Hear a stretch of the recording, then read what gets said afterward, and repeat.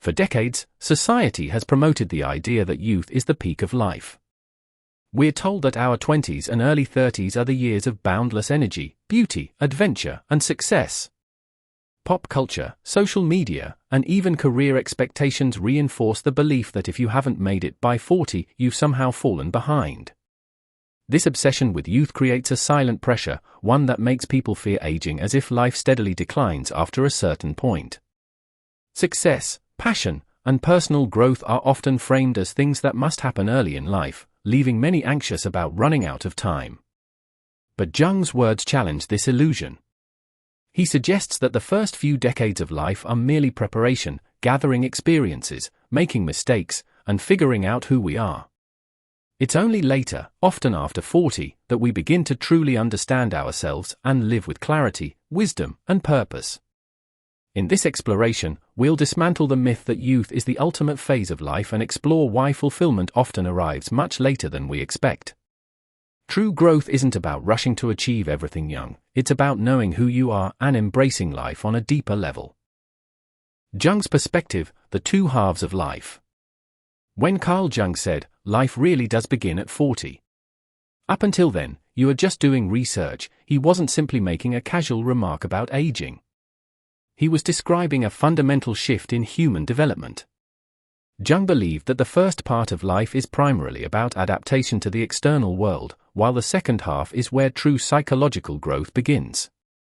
This transformation is at the heart of his concept of individuation, the process of becoming a whole, authentic self. In our early years, life is largely about ego development. We construct an identity based on external expectations, success in school, building a career, establishing relationships, and conforming to societal norms. This phase is necessary because it helps us function in the world, but it often comes with a cost. We become overly identified with social roles: student, professional, spouse, parent. We chase external achievements, mistaking them for deeper fulfillment. We suppress parts of ourselves that don't fit into the image we think we should maintain.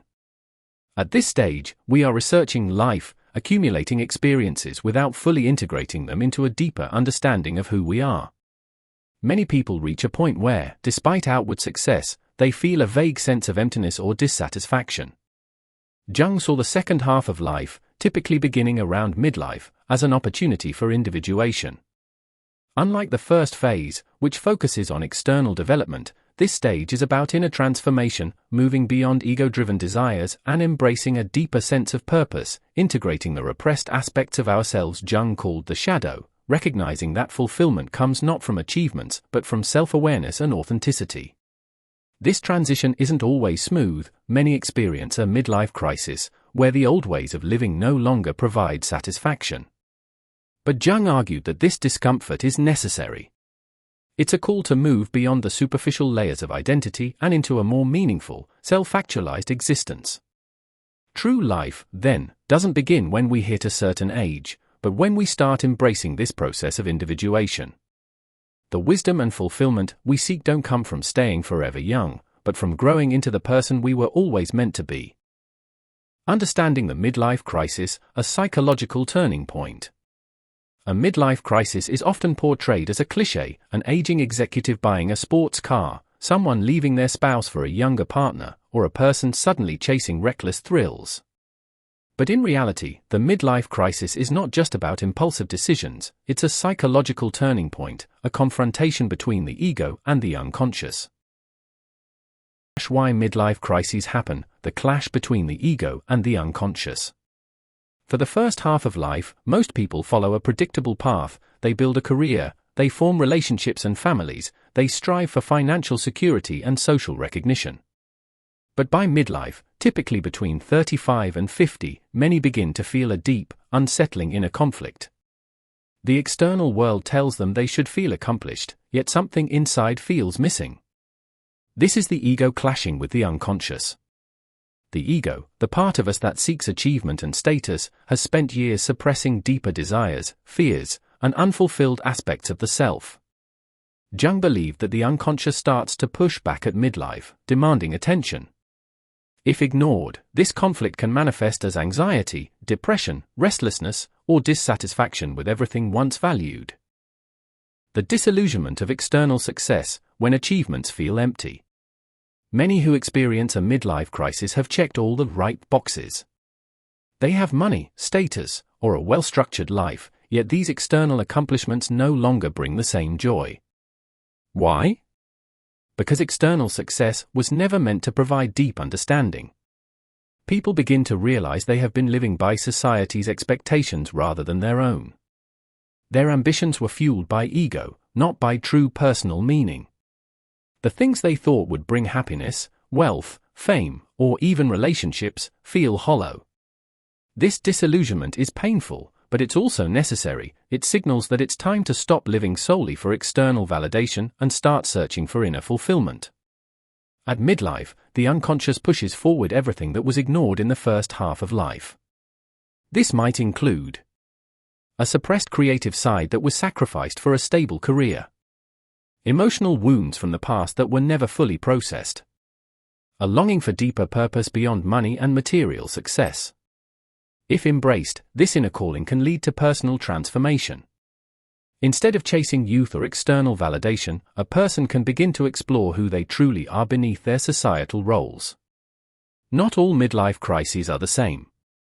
Some lead to destructive behavior, running from responsibility, making reckless decisions, or trying to reclaim youth through superficial means. These are reactions rooted in fear of change rather than embracing transformation. A transformative midlife crisis, however, is about self-inquiry and growth. Instead of escaping, a person begins to re-evaluate their values and priorities, integrate the neglected parts of themselves, seek meaning beyond external success. Jung saw the midlife crisis not as a breakdown but as a breakthrough, a moment when a person has the opportunity to transition from an ego-driven life to a more authentic, fulfilled existence. The real crisis is not aging, it's the resistance to growth. Those who embrace this phase with curiosity rather than fear often find that the second half of life offers more depth, meaning, and inner peace than they ever experienced before. Confronting the shadow, embracing the unlived life. At midlife, many people feel a growing sense of unease, not because they have failed, but because something within them remains unlived. This is where Carl Jung's concept of the shadow comes into play. The shadow represents the parts of ourselves that we have suppressed, rejected, or ignored, often in order to conform to societal expectations. What is the shadow? The parts of ourselves we suppress in youth. From childhood, we are conditioned to act in ways that are acceptable to our families, schools, and communities. Certain emotions, desires, and even talents may have been labeled as wrong or unrealistic, forcing us to push them into the unconscious. This creates a hidden side of the personality, a reservoir of everything we were told was unacceptable, weak, or dangerous. For example, someone raised to always be nice may suppress their anger and assertiveness. A person taught that stability is more important than passion may ignore their creative dreams. Someone who feared rejection might have buried their deeper desires for intimacy and connection. While these repressions may allow us to function in society, they don't simply disappear. They remain in the unconscious, waiting to be acknowledged. The first half of life is about building an identity, the second half is about questioning it. By midlife, the weight of the unlived life becomes harder to ignore. The shadow begins to surface not through logical thoughts, but through emotions, anxieties, and unexpected reactions. This can manifest as sudden frustration or resentment without an obvious cause. Feeling disconnected from the person you've become. A longing for something more without knowing exactly what it is. This is not a crisis, it is an invitation to integrate the parts of ourselves that were once cast aside. Jung believed that the unconscious speaks to us through dreams, anxieties, and inner turmoil. At midlife, these messages become louder. Recurring dreams may reveal long-buried emotions or unresolved conflicts. Sudden anxieties may point to fears we never confronted in our youth. Deep emotional shifts can signal a need for change, not externally, but internally. If ignored, these messages can lead to self-destructive behavior, affairs, addictions, reckless decisions. But if faced with courage, they can guide us towards self-awareness and personal transformation. Jung argued that true self-acceptance comes from embracing the shadow, not avoiding it. This doesn't mean giving in to every suppressed desire, but rather acknowledging the parts of yourself you've ignored, understanding why you suppressed them, integrating them in a way that leads to wholeness. For example, if someone repressed their creative side in pursuit of a stable career, midlife may be the time to finally honor that side, whether through art, writing, or a career shift. If someone denied their emotions to appear strong, midlife may be the moment to embrace vulnerability and deeper relationships. The goal is not to become someone new, but to become who you always were beneath the layers of conditioning. Integrating the shadow is the path to true authenticity and, ultimately, to inner peace. Finding meaning beyond materialism, the second half of life. Carl Jung believed that the second half of life is not just about aging, it's about transformation. If the first half is focused on building a strong ego, achieving success, stability, and recognition, then the second half is about letting go of those external markers and seeking something deeper. This is the stage where many begin to move beyond materialism and societal expectations and search for inner meaning. For decades, people strive to meet society's definition of success: a stable career, financial security, a respected reputation, a family, or traditional life path. Yet as midlife arrives, many realize that external achievements, while valuable, do not provide lasting fulfillment. A deep sense of "is this all there is?" begins to emerge. This shift is not about rejecting material success, but about redefining priorities. People begin to ask, what truly matters to me? Have I been living according to my own values or someone else's? What parts of myself have I ignored in pursuit of success? At this stage, meaning becomes more important than achievement. The rise of spiritual and philosophical exploration after 40. It's no coincidence that many people in their 40s and beyond become more drawn to spirituality, philosophy, or deeper introspection. The ego-driven pursuits of youth no longer feel as urgent, and instead, a desire for inner peace and understanding takes hold. This is why many turn to meditation, mindfulness, or contemplative practices, exploring philosophical or existential questions about life and death, developing a deeper connection with nature, art, or creative expression, seeking wisdom in ancient traditions or personal introspection. This is not about finding a rigid belief system, but about discovering a more authentic way of being. Jung was deeply interested in the spiritual dimension of human life. While he was not religious in a traditional sense, he saw religion and mysticism as ways for people to connect with the unconscious and the deeper self. He believed that in the second half of life, people naturally begin to seek symbolism and myths that help explain their personal journey. Mystical experiences that bring a sense of unity with something greater than the self. Inner wisdom rather than rigid dogma. Jung saw this spiritual transformation as a form of psychological evolution, a way to reconcile the ego with the deeper unconscious self. Instead of relying on external authority, individuals begin to trust their own inner guidance. Not everyone successfully transitions into this phase. Some resist the change, desperately clinging to their younger self, chasing youth, status, or external validation. Others, however, embrace the inner shift and find a deeper sense of peace, no longer feeling the need to prove themselves. Wisdom, understanding life from a broader, more reflective perspective. Authenticity, living in alignment with their true values rather than social expectations. Jung believed that the second half of life is an opportunity to finally become whole. It is not about decline, it is about awakening. Those who accept this transformation find that life does not diminish after 40, it becomes richer, deeper, and more meaningful than ever before. From ambition to wisdom, redefining success and purpose. As we move into the second half of life, something profound happens, ambition fades, but wisdom grows. Not because people stop caring, but because their priorities shift. The restless drive for status and achievement that once dominated their younger years begins to seem less important. In its place, a deeper sense of meaning, purpose, and legacy emerges. Why wisdom begins when ambition fades. In youth, we are often consumed by the pursuit of success, recognition, and proving ourselves.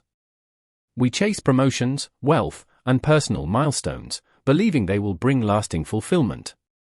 But as midlife arrives, many begin to recognize a powerful truth: achievements do not necessarily lead to wisdom, reflection does. Jung believed that wisdom is not simply gained by accumulating knowledge or experiences.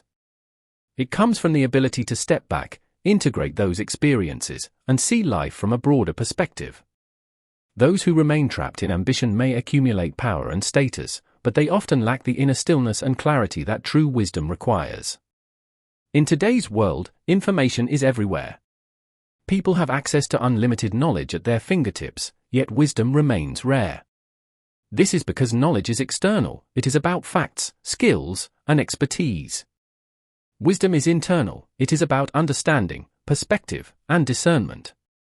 A knowledgeable person may know how to succeed in a career, but a wise person knows when to let go of external success in favor of inner peace. Knowledge can be taught, but wisdom must be earned through self-reflection and life experience. Finding new purpose, from achievement to meaning.